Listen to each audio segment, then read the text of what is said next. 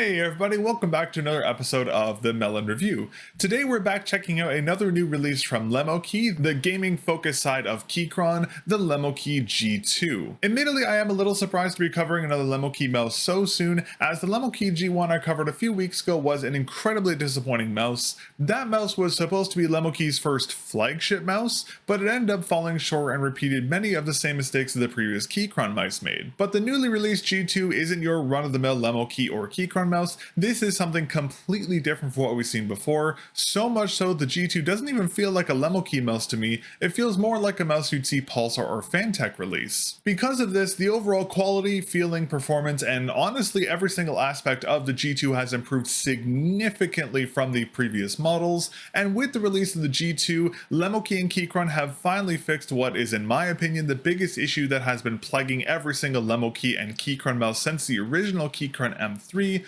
but I'll talk more about this big fix later on in this video. But despite all these improvements, the G2 sadly isn't perfect, as there are some minor issues with the mouse, but it is the most perfect mouse we've seen from Lemokey and Keychron, hands down. So we have a lot to talk about here today with the G2, but before we get into it, a big thank you to Lemokey, who was kind enough to send over the G2 for review, and as always this video will be fully subtitled and timestamps will be available down in the video description. And if you enjoy the review of the Lemokey G2, be sure to leave a like on this video and get subscribed so you don't miss any future reviews. I will also have a full teardown of the G2 coming out in a couple days, so be sure to get subscribed so you don't miss that video. Alright, well with all that intro stuff out of the way, let's go ahead and get right into today's episode of the mel0n Review. Alright, now starting off, let's talk about in-game performance. Now the Lemokey G1 I covered a couple weeks ago had fantastic performance in terms of its sensor implementation and pulling rate performance, but as I mentioned earlier, the G1 made many of the same mistakes the older Keychron mice made, so the G1's coating, shape, and the overall feel of the mouse were subpar to be generous, and didn't really complement the fantastic performance of the G1 very well. But here on the G2, things are completely different. The shell shape is a brand new shape for Lemokey, being a rough clone of the OP1AK shape,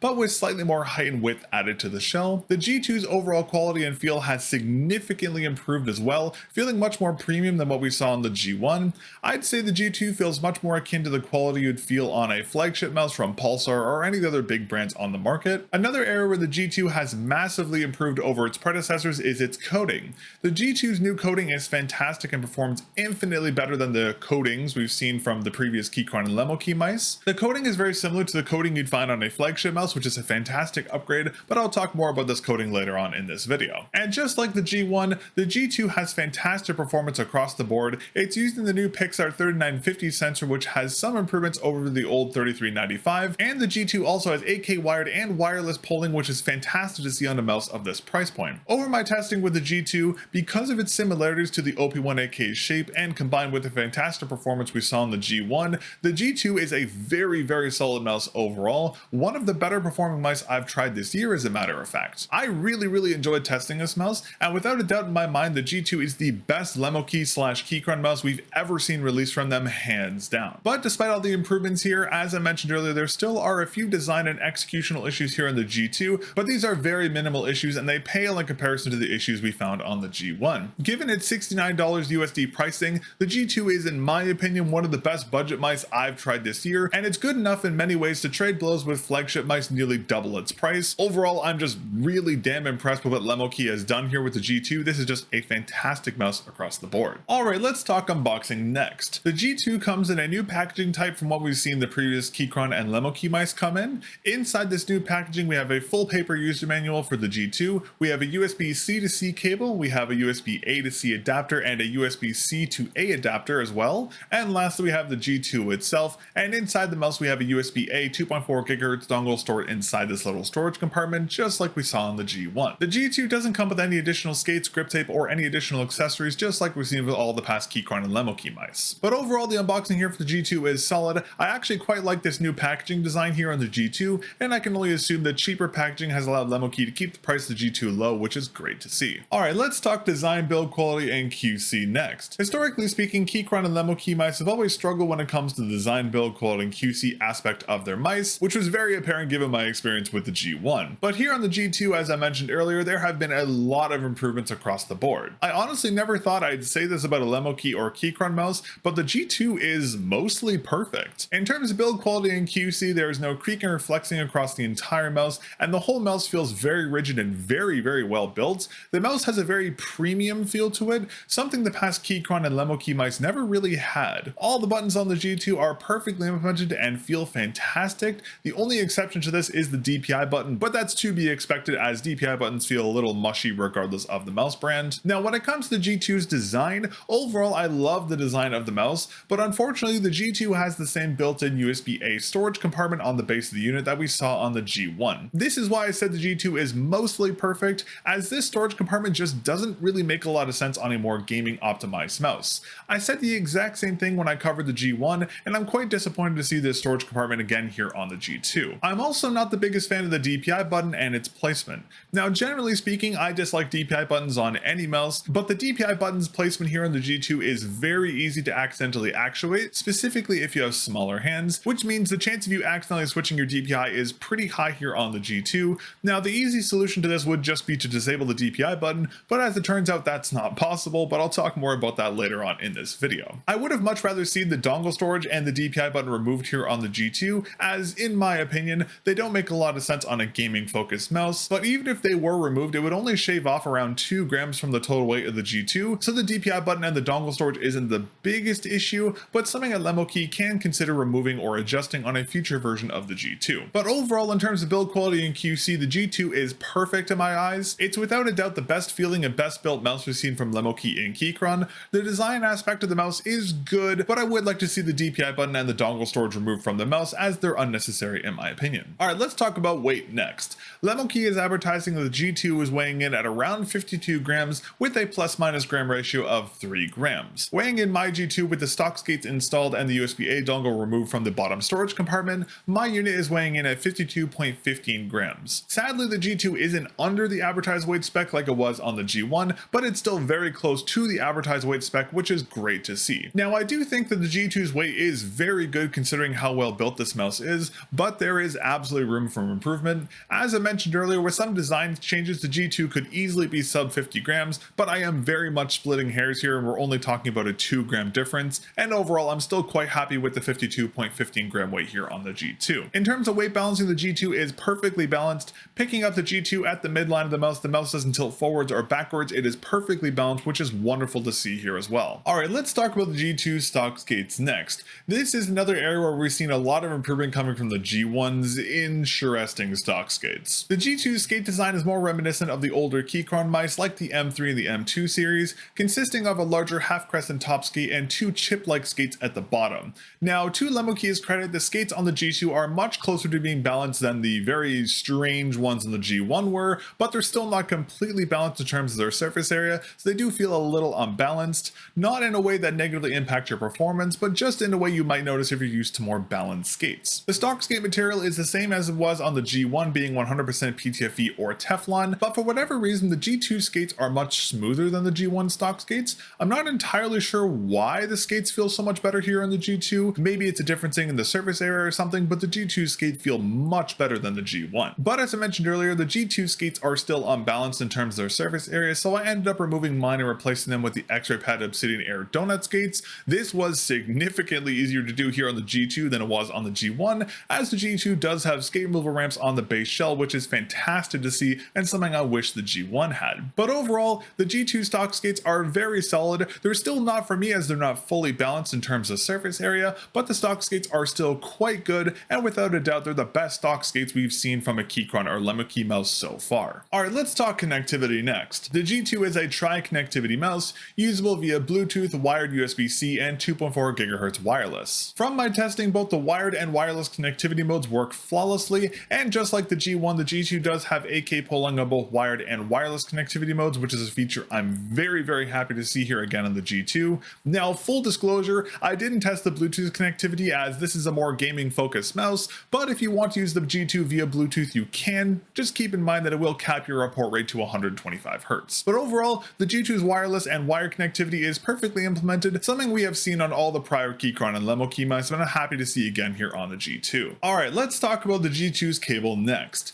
The cable here here is similar to the G1's cable, but there are some key differences between them. Firstly, the G2's cable isn't metal wrapped on the port ends, instead it's plastic, which is a great change. The metal wrapped ends on the G1 stock cable were quite heavy, so if you use the G1 with the stock cable, the mouse would feel quite unbalanced due to the extra weight added by the metal wrapped cable. Secondly, the G2 stock cable's wrapping is also slightly smoother than the G1's cable's wrapping, so this cable is much better for use on more controlled surface than the G1's cable was. Now, while the G2's cable is very thick, the cable is quite flexible, it doesn't have too much rigidity to it, and it is still fully compatible with mouse bungees, which is awesome to see. But sadly, the G2's cable does have the same critical issue that the G1 stock cable had, where one of the USB-C ends isn't tilted. So despite the improvements to the G2's cable, wire usage is still less than ideal, as the cable isn't tilted, so the cable will drag against your mousepad surface, causing unnecessary friction during use. As such, for most of my wire testing here with the G2, I used the stock cable for my Pulsar X2H as it had a tilted USB-C end. Another issue that has popped up with the stock cable here on the G2 is that the USB A to C adapter that allows the cable to be used with a standard USB A port has some issues. I've seen several reports of faulty adapters that have inconsistent signal issues, specifically on the higher polling rates. Sadly, this isn't the first time we've seen issues with this little A to C adapter. Back when I reviewed the Keychron M3 Mini 4K, my unit came with a defective adapter that caused a multitude of issues trying to use the mouse, and now here on the G2 we're seeing the same issues with this little adapter again. Now, I understand why Keychron is including these A to C adapters, as past Keychron mice have been work gaming focused, so having an adapter so you can use the C to C cable with a standard USB A port makes sense, but here in the Lemokey mice, which are supposed to be more gaming focused, including this adapter here doesn't make much sense given how frequently there are issues with these little adapters. Now, thankfully my adapter has been fine and I haven't run into any issues when I was using it, even on the higher polling rates, but I wanted to still mention these issues just to be fully transparent with you all. I definitely think that Lemokey's future mice, as they are gaming focused, should include a more standard USB A to C cable that has a tilted USB-C end. If the G2 came with a cable just like the X2H's stock cable, that would be absolutely perfect and would make wired 2, 4, and 8K polling rate usage here on the G2 significantly better than it is with the G2 stock cable. Alright, let's talk about the G2 shape next. The G2 is a right-handed symmetrical mouse that measures 118 by 62.6 by 38.2 millimeters. Now, the keen eyed among you might notice that the G2 is very similar to a mouse I covered a couple months ago, the Endgame Gear OP1AK.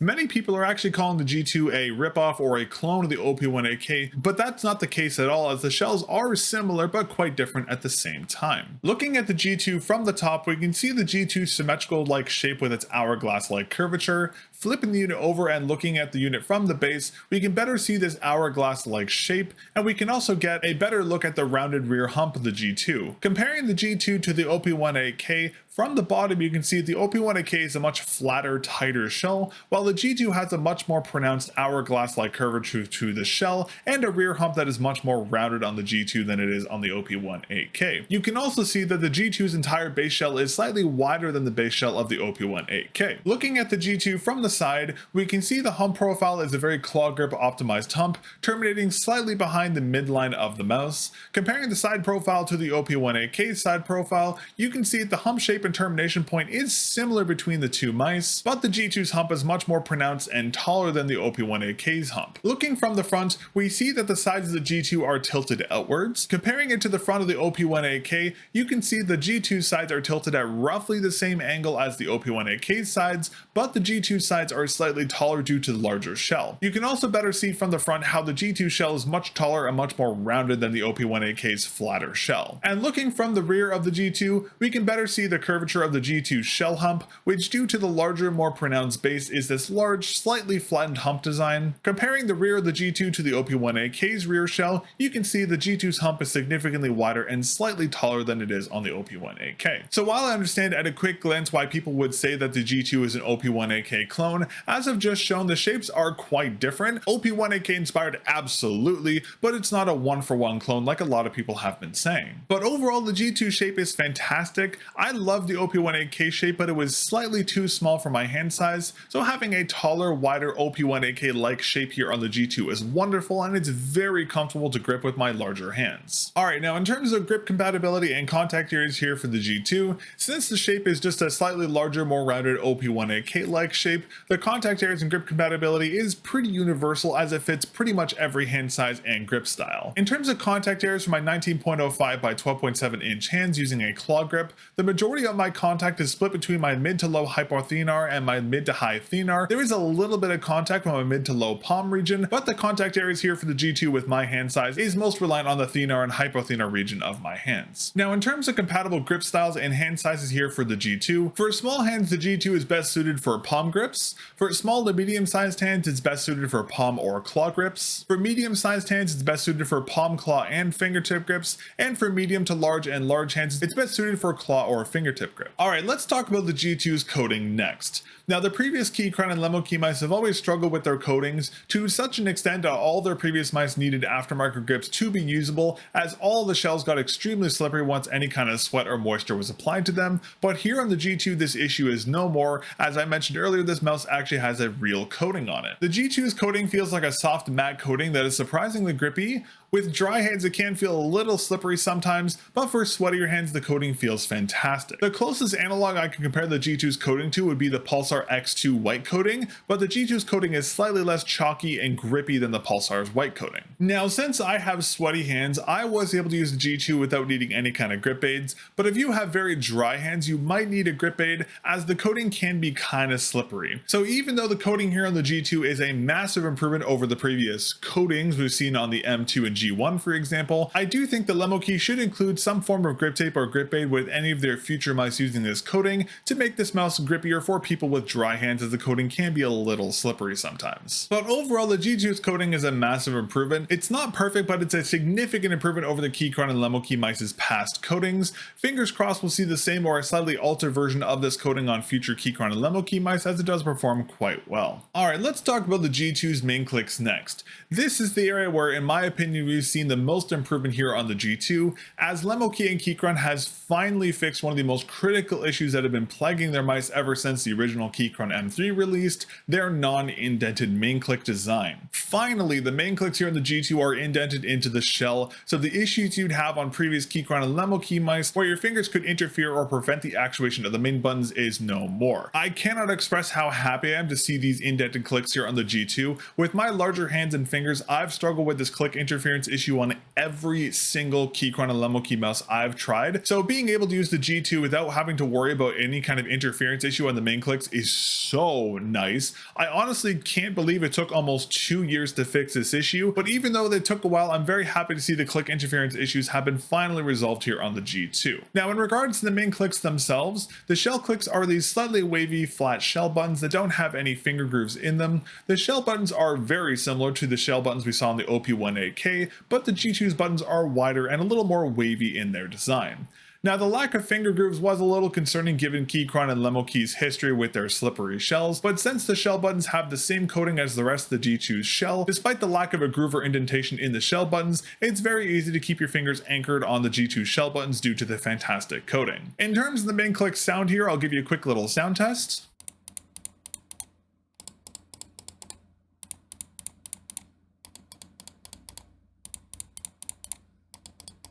Inside, the G2 is using the Wano blue shell pink dot switches for the main buttons, the same switch we've seen on pretty much every single Keychron and Lemokey mouse since the original M3 Mini. In terms of actuation weight, the main clicks are around a 5 out of 10, a little heavier than we've seen on previous Keychron and Lemokey mice, and heavier than the OP1AK's main clicks, but despite the slightly heavier actuation force, the G2's main clicks still feel fantastic and have a great tactile feel to them. In terms of pre and post travel, there is about a medium amount of pre-travel and a tiny bit of post travel, but the main buttons have a good snappy rebound to them, so they feel consistent with each click and are quite spammable. The main click's click feel and actuation weight is consistent across the entire shell buttons, and the stabilization of the main clicks is alright. There's a little more side-to-side play than I'd like to see, but since the main clicks are indented into the G2 shell, they don't wobble too far, so this isn't that big of an issue. But the main clicks are significantly better stabilized than the main clicks we see on the previous Keychron and Lemokey mice, which is great to see. Overall though, the G2's main clicks are fantastic. These are without without a doubt in my mind the best feeling clicks we've seen on a Lemokey or Keychron mouse,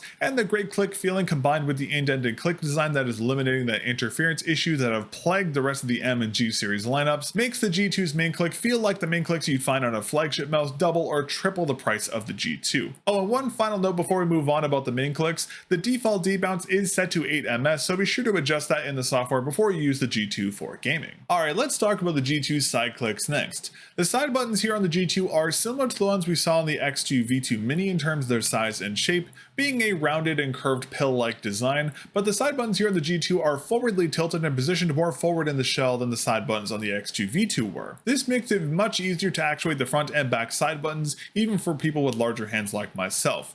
The side buttons are also quite pronounced from the side of the G2 shell, which makes them very easy to consistently actuate. And just like the G2's main clicks, the side buttons have the same coating as the rest of the shell, so despite their rounded shape, they're still very easy to grip and consistently actuate, which is fantastic to see. In terms of the side click sound, I'll give you a quick little sound test here.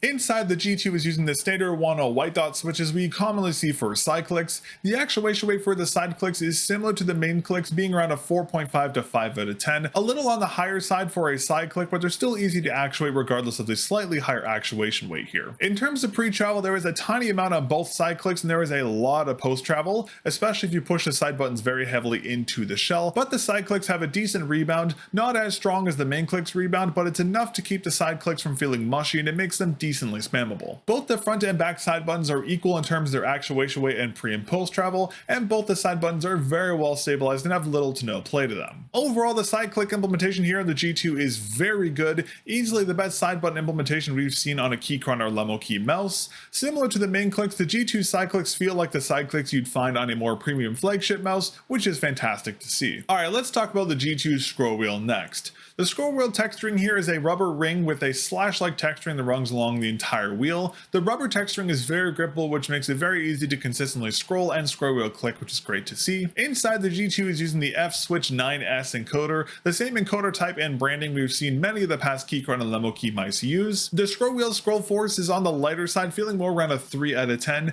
The encoder does have quite pronounced scroll points, however, so despite the wheel being lighter in terms of its scroll force, the more pronounced scroll points keep the scroll wheel very controlled, so you don't have that issue where you go to scroll wheel click and you'd accidentally scroll the wheel up or down. In terms of the scroll wheel click, the G2 is using a 1.0 blue dot switch. The switch is a normal level 1 design, unlike the weird TTC level 3 scroll wheel switch we saw on the G1. The scroll wheel click feels quite heavy. It's easily one of the heaviest scroll wheels I've used as of late. I'd say the actuation force required to click the scroll wheel is like a 6 out of 10. If you're someone who uses the wheel click in-game frequently, I'd keep this in mind if you're considering the G2. Personally speaking, this wasn't an issue for me as I never use a scroll wheel click, but I wanted to note the heavier click regardless. Now I should clarify, the higher actuation weight for the scroll wheel click here on the G2 isn't because of the switch, it's due to the scroll wheel standoffs that the scroll wheel rests in. If these standoffs aren't machined with the right tolerances, the scroll wheel will rest against the standoffs, not the switch itself, which means you have to press the scroll wheel extremely hard to complete a scroll wheel click. So here on the G2, the scroll wheel standoffs are just slightly too high, so the scroll wheel isn't making proper contact with the switch plunger. If these standoffs were slightly deeper, the scroll wheel actuation force would be significantly lighter. But aside from the oddly heavy scroll wheel click here on the G2, the scroll wheel is well implemented. Hopefully Lemokey can adjust the tolerances of the scroll wheel standoffs for the next batch of the G2, so the scroll wheel will be a little lighter in terms of its actuation force. Alrighty, next up let's talk sensor in MCU. Just like the G1, the G2 is using the Pixar 3950 and the Realtek 8762G MCU. Just like the sensor implementation on the G1, the G2's 3950 is centrally positioned at the midline of the mouse. The sensor is an unlock sensor with a max DPI of 30K and IPS of 750 and 3 LOD levels, 0.7, 1, and 2 millimeters. The 3950 also has ripple, angle snapping, and motion sync available on the sensor, and these features can be enabled or disabled via the web-based software, which I will talk about more later in this video. In terms of polling rate range, as I mentioned earlier, the G2 has 125Hz to 8000Hz over both the wired and wireless connectivity modes, and the high polling rate implementation is solid all around, but I'll talk more about this high polling rate implementation in a moment. Overall, the sensor and MCU implementation here is great on the G2, and I didn't run into any issues over my testing. The past Lemokey and Keychron mice have always always had fantastic sensor and MCU implementations, so I'm happy to see that continue here on the G2. Now, before we move on, I did want to mention one issue I did have with the 0.7 LOD setting. Taller skates like the X-ray pad donut skates will cause the sensor to miss track if you're using the 0.7 LOD level, so if you're going to use taller skates like donut skates, be sure to use 1mm or 2mm LOD to prevent any tracking issues from the taller skates. Alright, now let's talk about the high pulling implementation here on the G2. As we've seen on past Keychron and Lemokey mice, they all had fantastic polling rate implementations, and the same here goes for the G2. 1K to 4K polling worked flawlessly on both wired and wireless connectivity types, and I didn't run into any skipping or connectivity issues during my testing. I can't speak to the 8K wired and wireless performance, as sadly my PC can't handle 8K polling rates, but the other polling rate implementations are very well implemented, as we've seen in all the past Keychron mice. But I do wish though that the dongle was the same as the older high polling rate dongles that were shaped like a mini keyboard. I love that design, and the tiny USB-A dongle that comes with the G2 isn't the most premium feeling. Hopefully they go back to the older dongle design for the future models of the Lemokey mice. But aside from the dongle design here on the G2, overall the high polling implementation is very solid across the board, as we've always seen on Keychron and Lemokey mice. Alright, let's talk about battery, an area where the Lemokey G1 had a lot of issues and some very subpar battery life. Now initially I thought the G1's poor battery life was because of the 8762G MCU, but the fault turned out to be a combination of some very poor battery optimizations and the web-based software not reporting the proper battery levels on the G1. But here on the G2, these issues seem to be mostly resolved. Inside, the G2 is using a 300 mAh battery, but unfortunately the web-based software is still a little wonky when it comes to reporting the correct battery level. It's more accurate than it was in the G1, but still not accurate enough for me to give you any kind of battery estimations here. So all we have to go off here on the G2 is the advertised battery life, which according to the Lemokey is around 60 hours on any polling rates under 1000 Hz, 35 hours on 1K to 4K Hz, and 20 hours on 4K to 8K Hz. If I had to roughly estimate from my testing, I'd say the battery levels that Lemokey is advertising here are fairly accurate, but I have no way of actually confirming these numbers. My apologies for this. If I do find a way to accurately measure the battery life on the G2, I will pin a comment down below with my battery estimates, but I'll be if I can figure out a way to accurately test this. But overall, the battery life here on the G2 is absolutely an improvement over the battery life on the G1. Even though it's only using a 300 mAh battery, the battery optimizations is much better here on the G2, so the overall battery life here on the G2 is significantly better than the 600 mAh battery we saw on the G1. Alright, let's talk software next. The G2 is using the same web-based software we saw the G1 use, which I'm happy to see to an extent. The software is overall really easy to use and set up, with all the features you'd expect to find on a web-based software. Keep in mind though, it only works on Chromium-based browsers, so the Keychron web-based software will only be usable on Edge and Chrome. The only shortfalls with the software, as I just mentioned earlier, is that the battery readouts are still rather inaccurate, and there is still no way to adjust the sleep timer on the G2, so by default the mouse will turn off every 10 minutes on wireless and Bluetooth connectivity, and the auto sleep will be disabled when using the G2 via wired. Now, as I mentioned earlier, another odd thing about the software here for the G2 is that there's no way to disable or rebind this DPI button on the top mouse. I did reach out to Lemokey about this, and they told me that their team is aware of this and will consider adding an option to rebind or disable the DPI button in the future. Hopefully they're going to do this. As I mentioned earlier, the DPI button is in a pretty bad place and feels just kind of out of place on a more gaming focused mouse, but hopefully we'll see that added in the near future. But overall, the web-based software here for the G2 is decent. I'd love to see the battery readouts be a little more accurate, but this seems to be an issue with like every single web-based software out there, so I doubt there's anything Keychron can do about this, but it would be nice to see some improvement in that area. The only other note I have about the software, as I mentioned earlier, the default debounce for the main clicks is preset to 8 ms, so be sure to adjust that before you use the G2 for gaming. Alright, now lastly, let's talk about repairability. Now, Keychron mice have always been fairly serviceable, and the same goes here for the G2, but you do need to be extremely careful when opening up this mouse, as the ribbon cable for the daughter board that controls the side buttons is insanely thin and is the most fragile ribbon cable I've ever seen inside a mouse. When I disabled my G2 to take some photos of the internals, I somehow managed to break my ribbon cable, and ever since then my side buttons just don't work, which is so disappointing because I really like this mouse and and I'd love to continue using it. Now, of course, this is 100% my fault, but I would love to see a thicker ribbon cable or a JST connector here used for the daughter board like the OP1AK used for its daughter board. Now, thankfully, the ribbon cable is replaceable, so I'll just order another one and fix this myself, but using a thicker ribbon cable or a different connector type would be nice to see on a future version of the G2, as a more durable connector would make it easier to service this mouse and lower the chance of people somehow accidentally breaking their side buttons. Aside from the delicate ribbon cable, the rest of the G2 is a very easy to service mouse. The battery is very easy to remove, which I'm very happy to see. It's also installed much better than it was on the G1. If you want to replace the encoder or switches, you will have to desolder them yourself, but that's pretty par for the course with Keychron and Lemokey mice. But overall, the G2 is a decently serviceable mouse. Just be very careful if you're going to take this mouse apart, as this ribbon cable is extremely fragile. Now, I will have a full teardown guide for the G2 coming out in a couple days, so if you want to learn how to service the G2 yourself or open this unit up and change components like the battery or something else without damaging your side buttons like I did, be sure to get subscribed so you don't miss the full teardown of the G2 coming out very soon. Alright, well, in closing, overall the G2 is a fantastic mouse. It absolutely has its faults, as every mouse does, but the level of improvement coming from the G1 is frankly insane. I've never seen such a jump in quality from one gen to another, and the fact that the G1 and the G2 were only released like 2 months apart is insane considering how much the G2 has improved. But without a doubt in my mind, the G2 is the best mouse Keychron and Lemokey have released, and it's one of the best mice I've used this year despite its few flaws. I hope we see the improvements of the G2 carry over to future Lemokey G series mice, the coding and the indented main click specifically. I also hope we'll see some refreshes of the older Keychron models, with like an updated Keychron M2 or M4 with the G2's coding, indented main clicks, and performance would be amazing refreshes and something I would love to see Keychron and Lemokey do.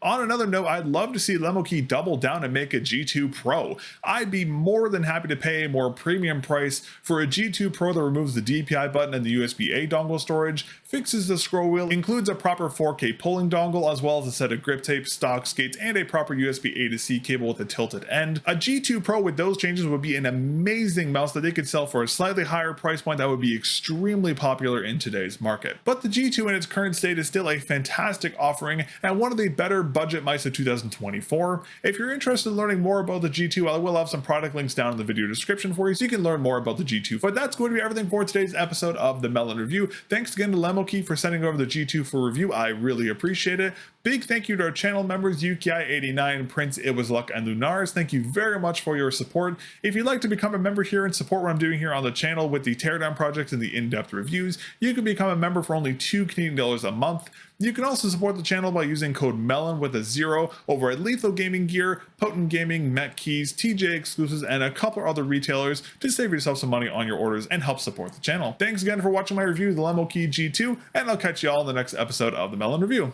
Peace.